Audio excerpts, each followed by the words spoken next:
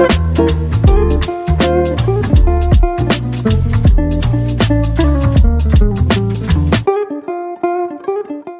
friends, how are you doing? I hope that you're having a wonderful day so far. It has been a while since I have done a monthly book wrap up. I think the last time was February, so today I really wanted to talk about all the books that I have read recently. I've been reading like one book a month, so I decided to kind of collectively talk about the past couple months and the few books that I have read recently.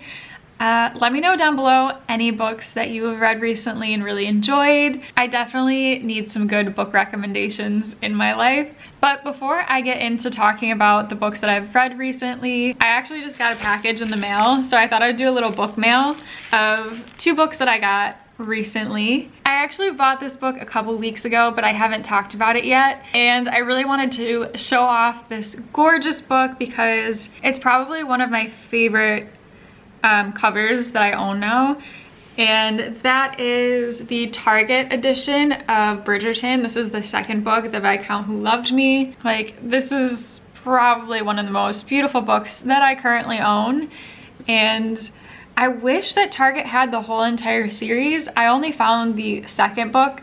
I was also looking for the first, but I couldn't find it. If you've seen my recent vlogs, I kind of showed off that I got the first and the second Bridgerton book.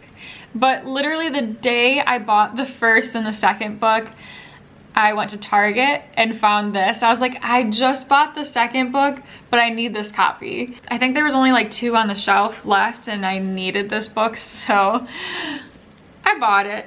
And it was also 30% off too. I took the Target sticker off, but I was like, this book is beautiful. It's 30% off and I absolutely love the show. So I know hopefully I'm gonna love the books, and I needed this copy on my bookshelf, so I ended up getting it and I'm very happy with it.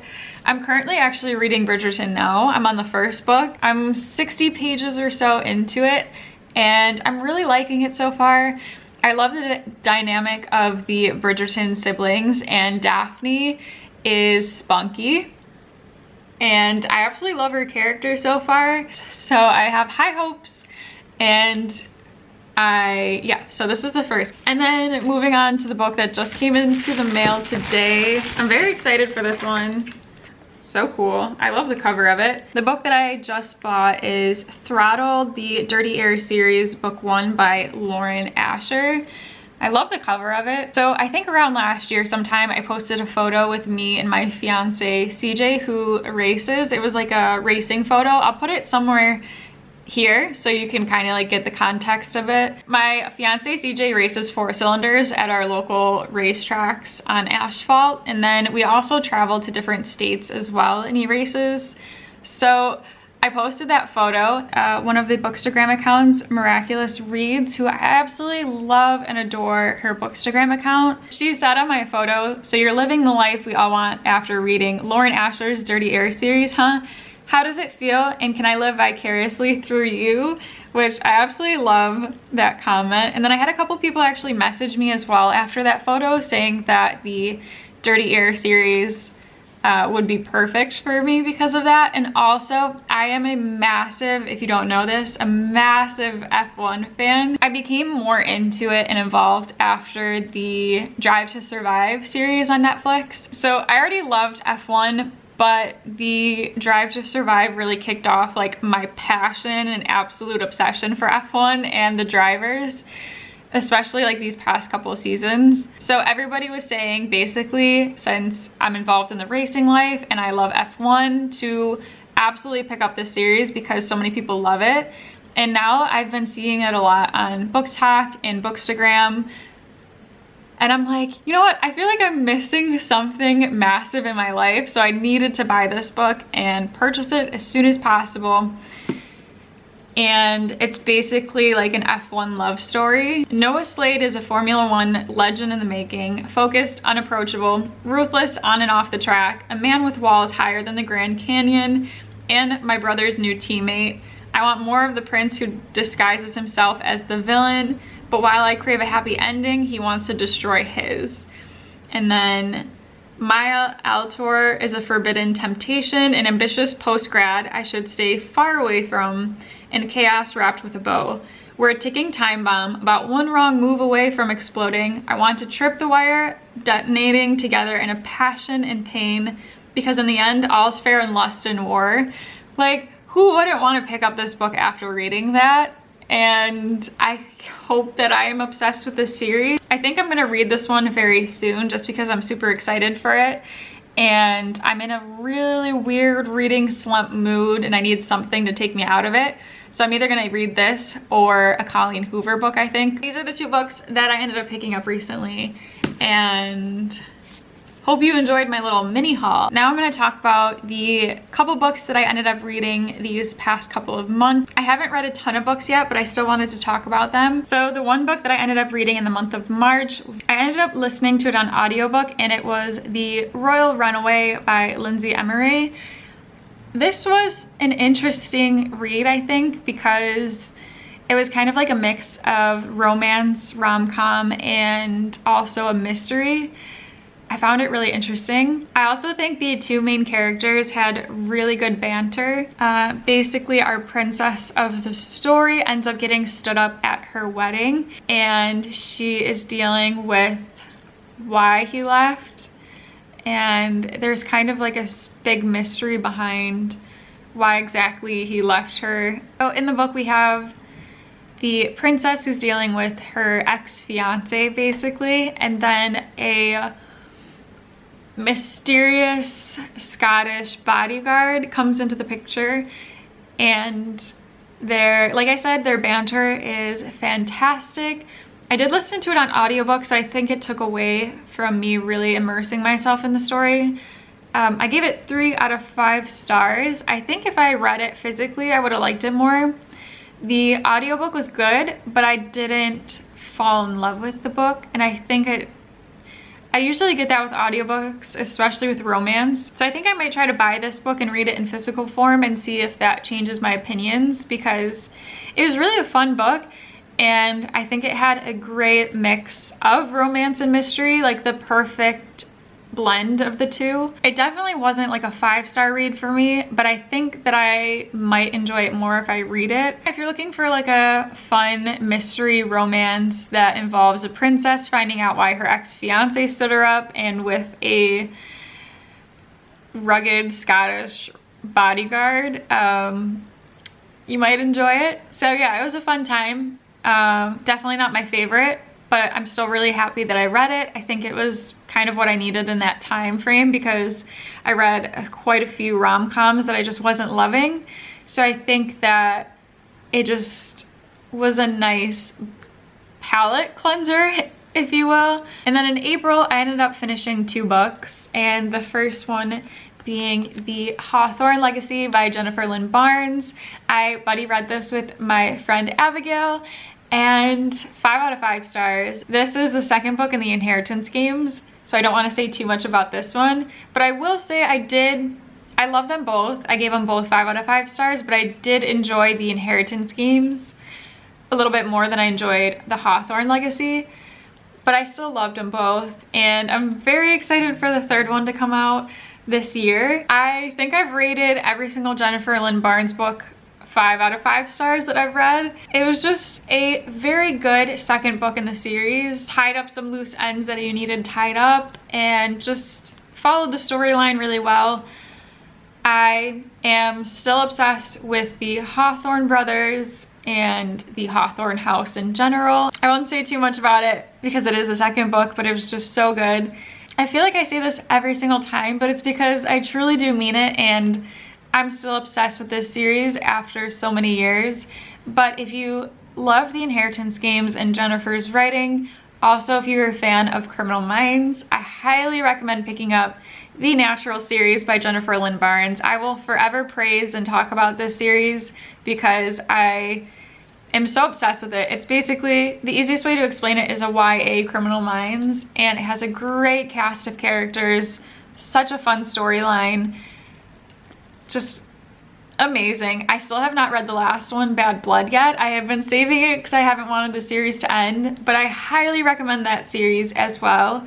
as the Inheritance Games series. To quickly go back to Inheritance Games and the Hawthorne Legacy, they have such short chapters. It's like a really easygoing story to follow, and it's fast-paced and it keeps you entertained, and there's just so many good things about the series that I hope you fall in love with as well.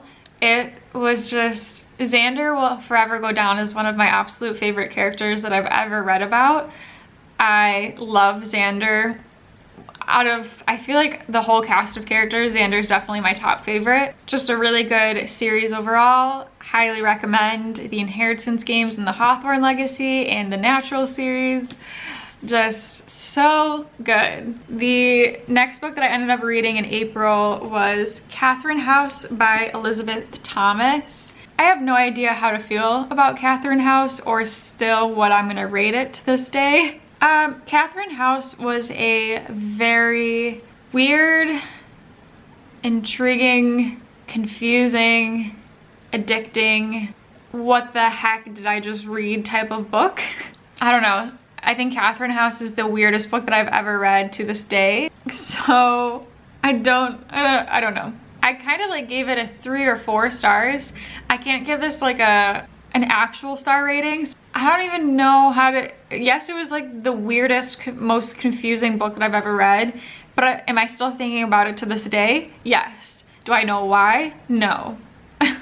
Like, I don't know how to explain my thoughts and feelings for Katherine House at all. Kayla from Books and Lala, I saw, read this, and I believe Kayla gave it 5 out of 5 stars, and I can totally see why. I also can see why people absolutely hate this book. I feel like you either really hate it or you love it. There's like not a lot in between, except for me. I feel like I'm in between, but I'm leaning more towards enjoying it more, which I have no idea why. Like I said, this book is really weird and confusing, but so good, and just really kept me interested in the story, but also like not interested in some parts. I don't know, this book just took me for a wild ride. That's the easiest way to explain it. It took me for a wild, confusing, very mind-boggling ride. I don't even know who I'd recommend this to. I mean, if you really want a weird book that is like a dark academia school vibe, it was really like disturbing at parts to read, but also it was mesmerizing in a way, and I just don't know how to I don't know how to express myself with this book. I don't know how to feel still to this day, but I did lean more towards rating it higher. If I had to rate it, I don't think I can rate this book. It's better to go into this one without knowing a lot. So you're coming in, leaving your whole entire life behind you and attending Katherine House for the next couple of years. So after that 3 years, then you graduate and then you go off and do bigger and better things. But for those 3 years, you are truly immersed into Katherine House and Katherine House only. I really enjoyed some of the characters. I think it had a eclectic mix of personalities. So yeah, Katherine House. There's that. I have 2 more. One of them was actually a DNF though. I tried listening to the audiobook of Battle Royal by Lucy Parker, and I got like 75% of the way in the audiobook and I ended up DNFing it. I don't like to DNF, but I was like, you know what? There's too many good books out there in the world. I don't really particularly like DNFing books because I always am like, oh, maybe the ending, it'll be better and it'll make me change my mind. But if I'm really not enjoying it the first 70%, 75%, is it worth it at that point if I'm not in love with the whole entire story? So I'm really gonna try this year that if I'm not happy with a book, I'm just gonna DNF it. I don't know, there's just so many good books out there, and I feel like the more books that you push yourself to read and you're not happy with, I think the more you'll get in a reading slump. And that's where I'm currently at, is in a weird reading space. So it's unfortunate because Battle Royal had, well, first of all, it had an absolutely adorable cover, Every time I walked into Barnes & Noble and passed it, I wanted to pick it up. It basically gave off a vibe of enemies to lovers and kind of like the show The Great British Bake Off. And in the story there was a baking show, and then also our main characters had their own bakeries, and it made for what I thought would be one of my favorite like newest rom-coms. But when I was listening to the audiobook, and I'm wondering if it had to do with the audiobook, maybe if I read it in physical form I might have liked it a little bit better. But when I was listening to it, I didn't connect with or enjoy the two main characters that much, or as much as I wanted to, which then ended up making me not really enjoy their love story that much. And as well as just like everything else going on, I kind of found myself not listening to the audiobook and being like, oh, what did I miss? Oh, I don't really care if I miss anything. So it's kind of unfortunate, but I think I might try to maybe pick this book up in physical copy and see if I have a different reading experience. I don't think listening to rom-coms on audiobooks is the way for me to go, because I tend to not like romance books when I listen to them. I think I would much rather read romance than listen to it, especially for some scenes. I don't know, I feel like it's a lot easier to read than it is to listen. So I don't know if that has anything to do with it, but so far, at least for the listening of the audiobook, I DNF'd a Battle Royal about 75% of the way through. So I'm not 100% positive if I'll pick it up in the future. I was really bummed that I didn't love it because I thought that it would have been a book that I really enjoyed. We'll see in the future if I do. And then the last book that I read in the past couple of months, I just finished a couple days ago in, I think the last day of May or the day before. And this was another buddy read with my friend Abigail, and it was Book Lovers by Emily Henry. If you've watched my past couple of videos, this was my most anticipated read of the whole entire year besides the third Inheritance Games book. I unfortunately did not love this as much as I thought I was, or as much as everybody else seems to be really loving it. I'm very shocked and sad that I didn't love this book, because I just feel like I was missing something from it the whole entire storyline. It's just not one of my favorites at all. I still gave this book a 3 out of 5 stars. I just didn't love it, and I really wanted to. I kind of felt myself just like pushing to read this book, which is weird because when I read Beach Read by Emily Henry, I still to this day absolutely love and adore that book. It's one of my #1 favorite rom-coms. It's one of my #1 favorite books in general.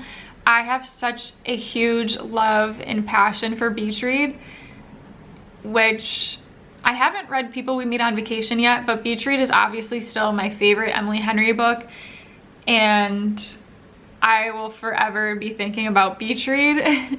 It's weird because I liked the story, I liked the characters, and where it took place was very cute and a small town feel, but also, so it took place a little bit in New York City and then also a small town as well. The small town that it took place in was really adorable. I mean, it had a bookshop, it had a coffee shop, a restaurant, and a lot of other things as well. I don't know, there's a lot of things that I liked, but also on the other hand, there was a lot of things that I just felt were missing or that I didn't enjoy that much.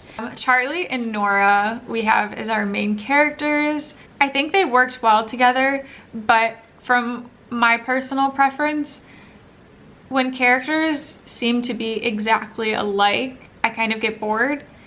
But I like that when you have two different personalities that kind of like clash and mix. I kind of like the differences of characters and their personalities, their interests, and all of that. I think that with Nora and Charlie, they were both too similar to almost like they were the exact same person. I think on one hand it's really interesting to read a storyline where you have two people that literally have the same dreams and aspiration and wishes.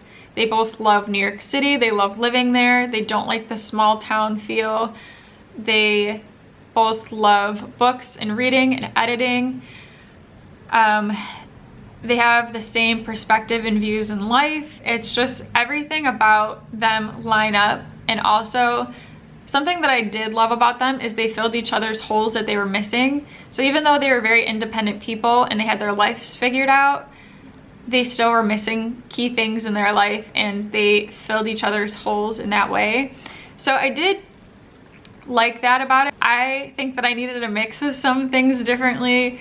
I don't know. I feel like I just needed more from the story and their relationship that I wasn't getting. I did prefer Charlie over Nora, but they're still not like my favorite characters that I've read about in a rom-com. Like I said, I think Beach Read will just forever go down as my favorite. I think it was everything to me. I think one of my favorite characters was probably a toss-up between Libby and Charlie in this book. And then I oddly really loved a side character in this that we see later on. His name was Shepherd, and he wasn't in the book a lot or often, but I really loved Shepherd and got excited when he came into the book. But like I said, he's not in it that much.